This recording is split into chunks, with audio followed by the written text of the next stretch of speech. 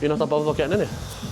I just mean if it dies, So guys, you can see we're in a different gym today. So today's session is going to be on how to do the same session, but within a different gym. So we'll normally start off with some kind of cable lateral raise variation, but couldn't bother setting up, and this is a really, really nice lateral raise machine regards to the Bodymaster. So we're going to be using this for our working sets. So it'll be 3 sets on this, around about 6 to 10 reps for that, and then we'll be moving on to different movements, but similar to what the session's actually set up as. So the session's set up as a push, a fly, a lat bias movement, an upper back bias movement, a delt movement, and that's pretty much it. So it doesn't matter what gym you are in, as long as you keep to the same structure, you'll be fine. Now, I wouldn't do this all the time because consistency is really important. Making sure you can see progression within certain exercises is really important, and the likelihood of you coming to a gym with similar equipment to the one you're training out of isn't going to be that high. So, but also you do want to go and visit other gyms. So again, as I say, it's not something that you have to shy away from just because you're trying to get progressive overload all the time. But at the same time, and if you do go to a gym, it's always good to just try around with different machines.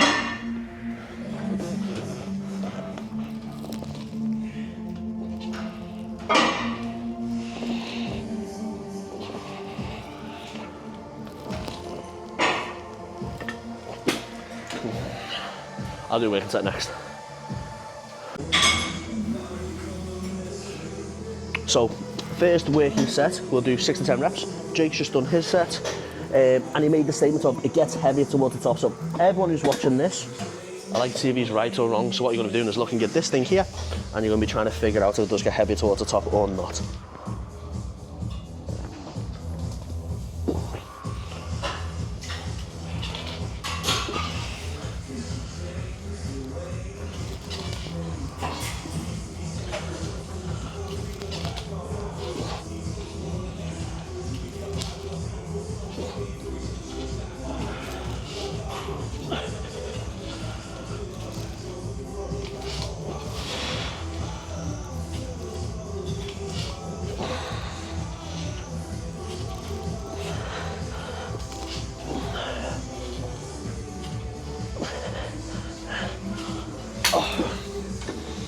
Does it?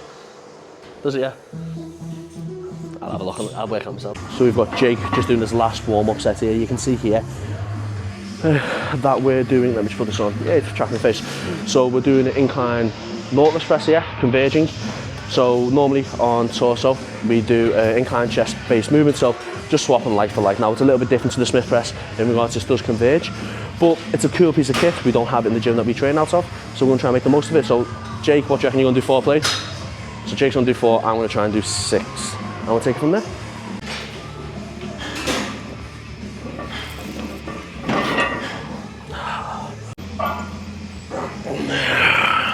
Right, let's go, big set.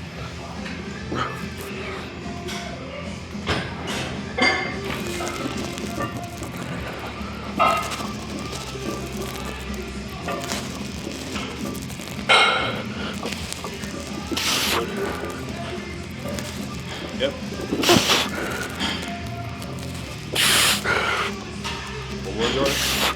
No. I want another set. I'll take the... So guys, so the reason why we are choosing this grip over this grip, so more of a neutral grip over a pronated grip, is if you're in a pronated position here, I feel the ability to get a good path of motion within the machine that's going to line up with the clavicular part of the flies is going to be less of the upper pec, sorry, not upper fly, upper pec. So that's why I just bias, or prefer, should I not bias, this neutral grip. I feel it's a lot more comfortable for the majority of people, because trying to get your arm in that much, in this plane and press up, I think is very, very difficult for a lot of people. Some people might prefer it, and if you prefer it, crack on. I'm really not that much into the optimization of things as much as what I used to be, but I do think the majority of people are going to get along with this more neutral press. So if we dropped it by 10 kilos aside now, and we'll try and get 6 reps again. And as I said at the start of this video within this machine, don't forget it gets very, very heavy in the lockout, so just keep pressing, essentially. Don't just give in because it gets a little bit hard. That's probably my only tip for this, and have a good spotter with you. So unfortunately I've got Jake this time, but he does a reasonably good job. It's So you want that chest up, so that thoracic extension, and then literally just drive that back into the pad.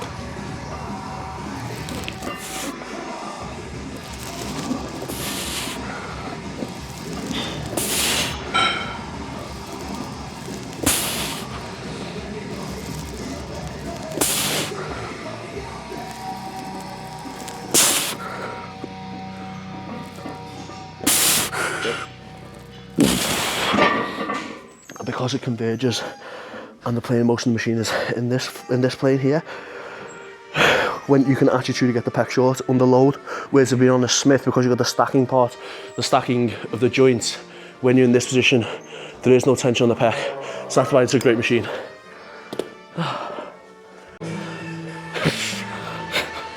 I'm not going to comment, mate. It's probably multitude reasons why I get it so wrong.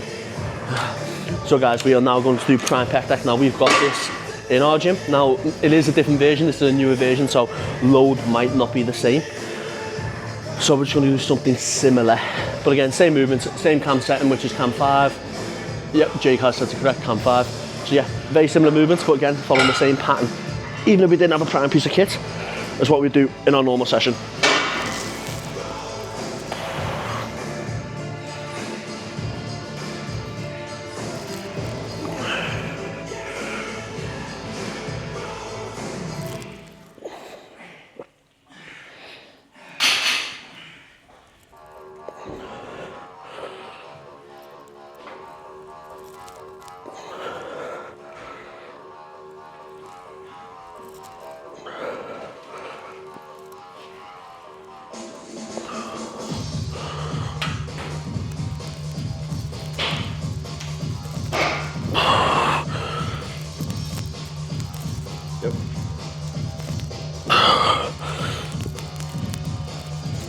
Yes, come on.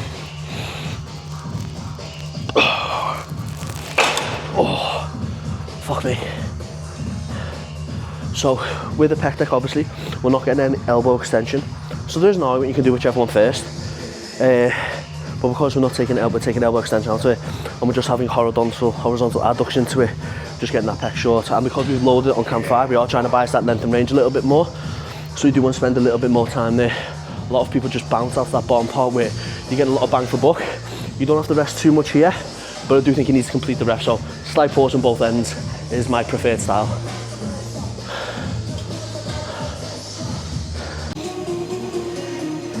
So guys, onto the first back movement, which is a lat bias pull down. So this is going to be more in the saddle plane. We're not going to get into saddle frontal plane pull downs, but pulling more in front of ourselves. We normally do Nautilus pin loaded. We're doing a plate loaded one here, so again, like for like movements. It's a really, really nice piece of kit, this. So key thing for me is driving downwards here, not back. So everyone who's on a pull down, we want to think elbows down, try and put your elbow into the base of the spine here, but also making sure that your upper arm is aligned with the machine in which it's going to pull. So you don't want to be pulling out here, you want to be pulling as close as you can to your body. And 5 plates might be ambitious, but we'll find out.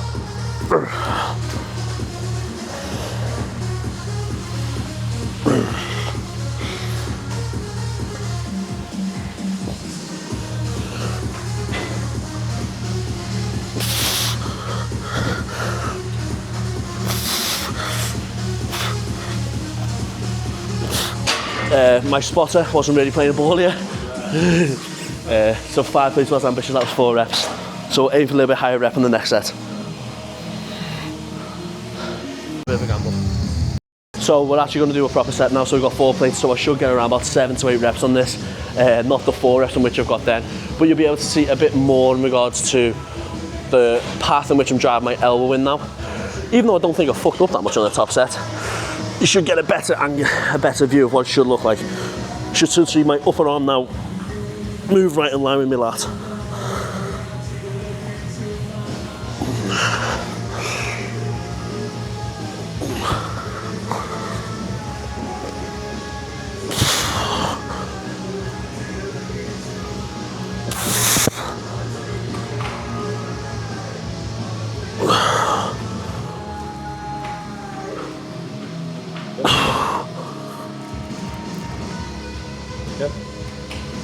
Yeah, perfect.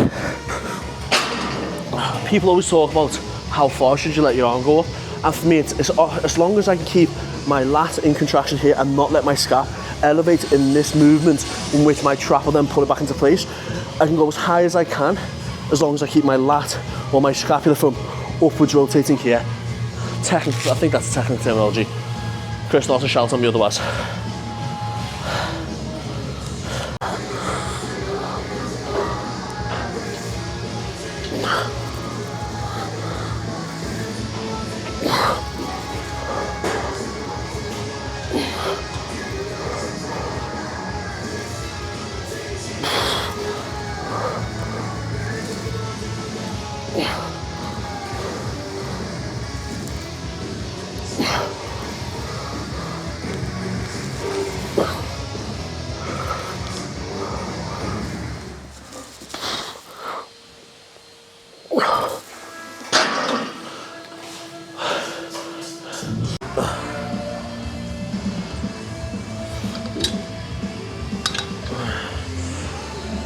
So guys, last movement of the day for me, just the upper back row, Life Fitness piece of kit here. I think it's cheap anyway, so when I say cheap and cheerful, I think it's one of the best value for money pieces of kit you can buy.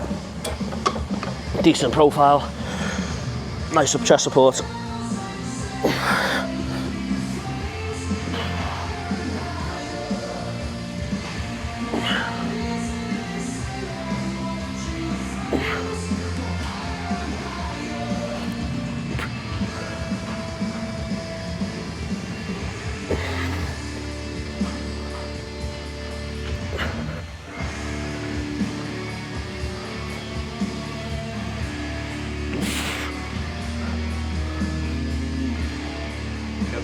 One more.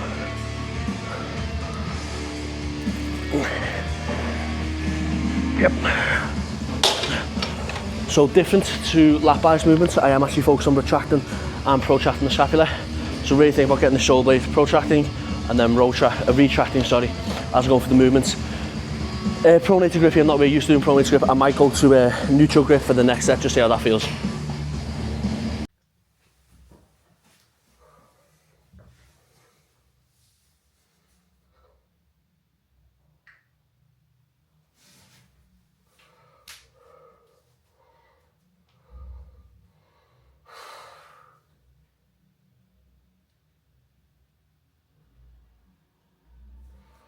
Or I can fall really close from there.